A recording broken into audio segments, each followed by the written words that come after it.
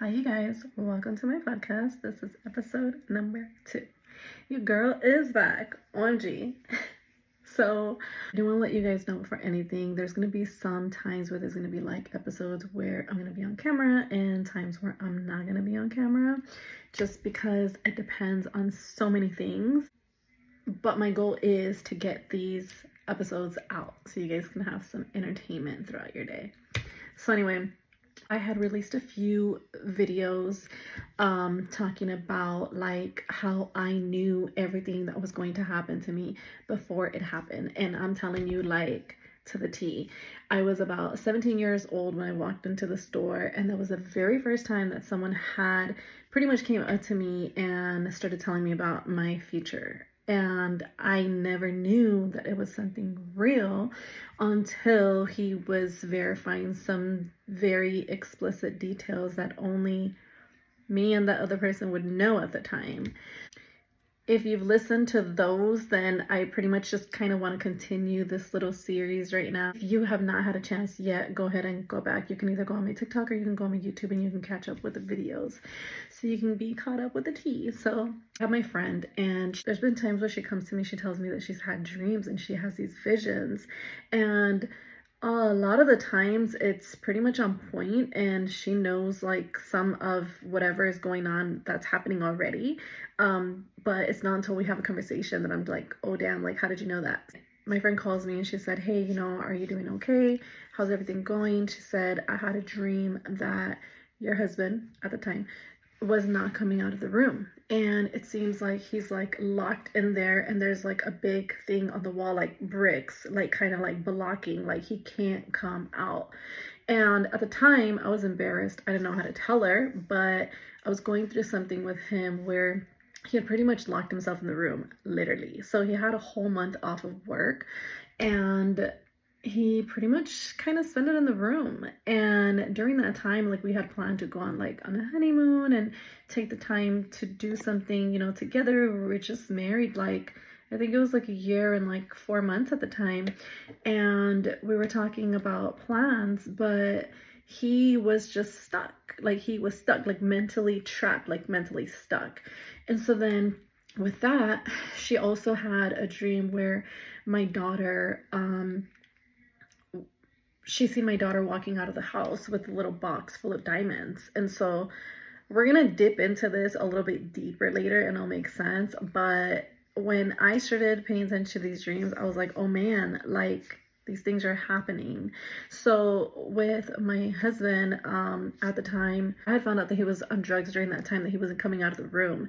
But I didn't find out until after he had moved out.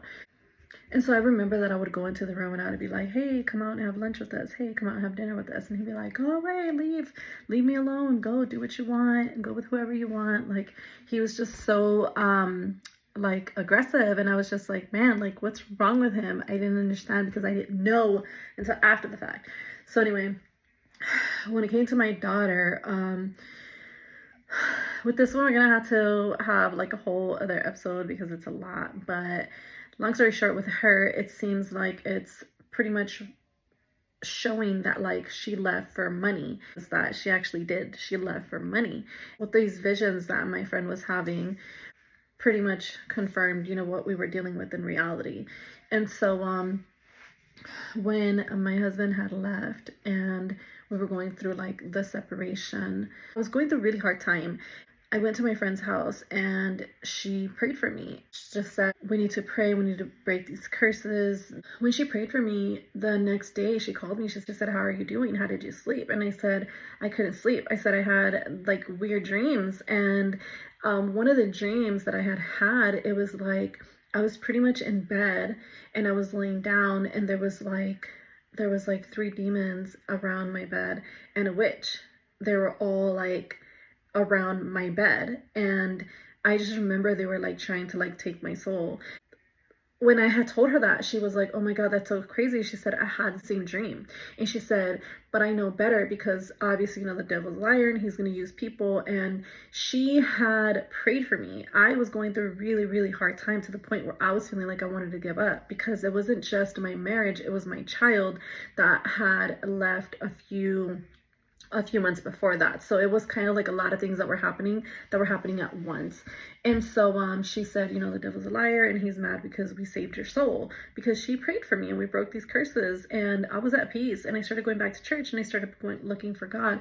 And she said she had these same dreams, but the enemy was showing her pretty much me with like my face, and I was trying to take her soul. And she was like, he's trying to make it so that she stops talking to me. She's, because, you know, he's angry that he lost the soul.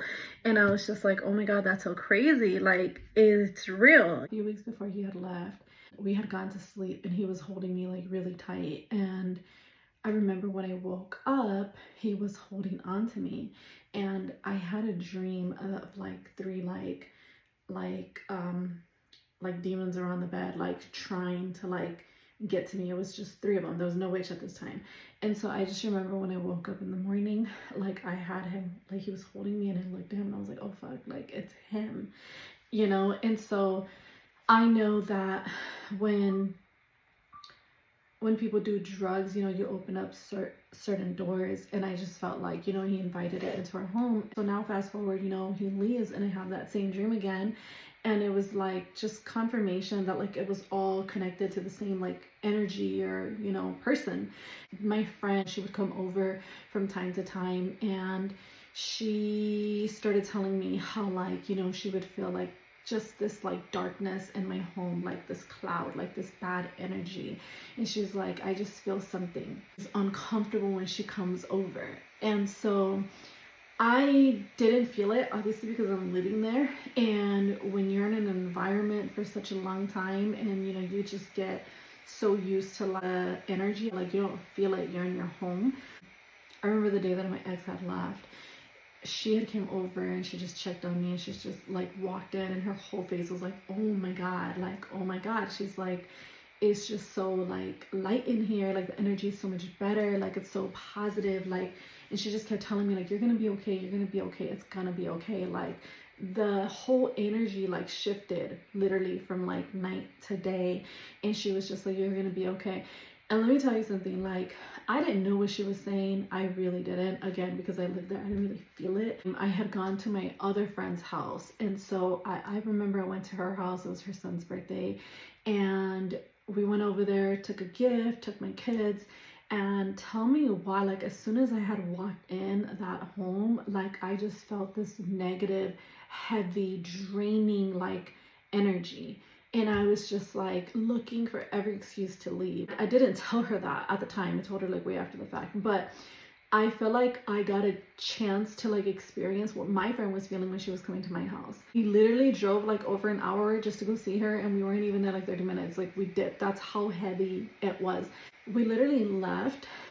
There was a time where the guy had moved out, and then I went back to go visit her.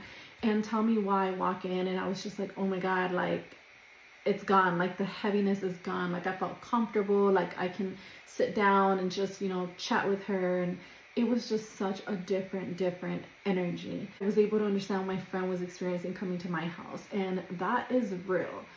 There was a time right after my ex had left that I had gone to a quinceañera, and I invited my friend. She was my plus one.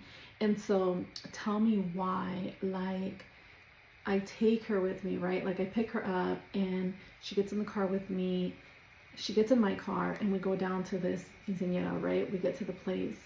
And then I remember we got to the place, and when we were eating, she was like, oh, I just feel so bad. Like, I don't know, like something, like my stomach just hurts. Like, I just feel so uncomfortable. Like something, like something's wrong. And I was just like, are you okay? Like, no joke. I thought she was trying to leave. I was like, this girl doesn't like to party. She's my godly sister. And, you know, like, I just felt like she just didn't want to be in an environment like that. So I was like, you're making it up, girl. Like, it's okay. You know, we're going to leave soon. We're going to be here for a long time.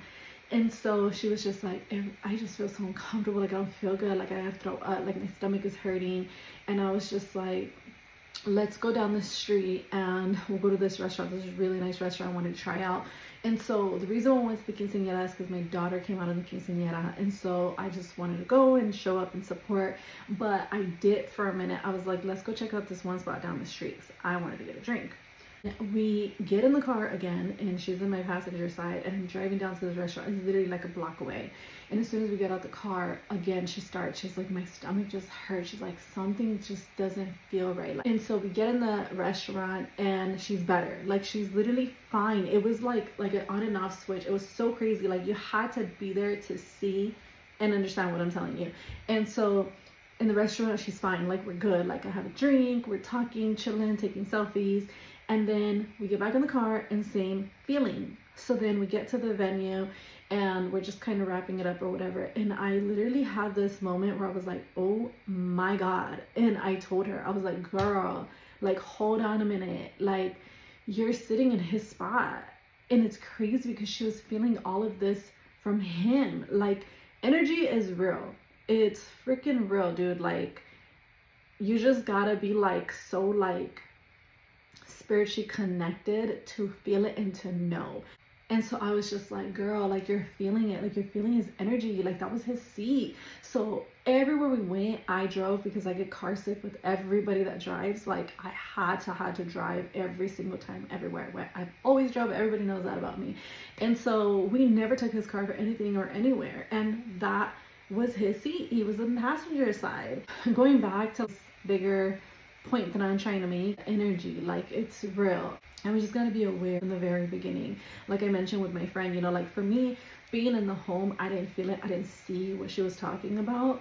But I felt it with him specifically. Like, I would always tell him, like, dude, like, I feel like you're just this black cloud. Like, and the reason why I would say that is because he was always so negative, so like angry, you know, for no reason. And I'm just like, why are you so mad? You know, like, I remember I used to like try and massage his neck and he'd be like, and I'll be like, bro, you need like a deep tissue. Like, there's a lot of knots in your back, and now I understand why you're so angry. That's what I did see. I was recently just telling my man, as we continue to look for God and you decide to give your life to God, like, you start getting attacked and you need to be careful. And girl, it wasn't even like 3 days later. Like, we were tested so hard, like, in so many freaking angles. It was like a domino effect. Like, one thing went wrong and everything was wrong. And I was so like aware of what was going on. I had called him out on it and I said, look, this is an enemy. I told you this would happen. You need to be like aware of what is what. And it's not me and it's not you. It's us against the world. Leave the BS to the side. That's where we're at right now. And if you are someone who's trying to get closer to God and someone who's trying to give your life to God, just keep going. Don't get discouraged and know exactly what it is, because it does happen. Just be strong and confident that in walk with God and that it's gonna work out for the best, you know. But that was it for today. Thank you for listening, and I'll be back with episode number 3.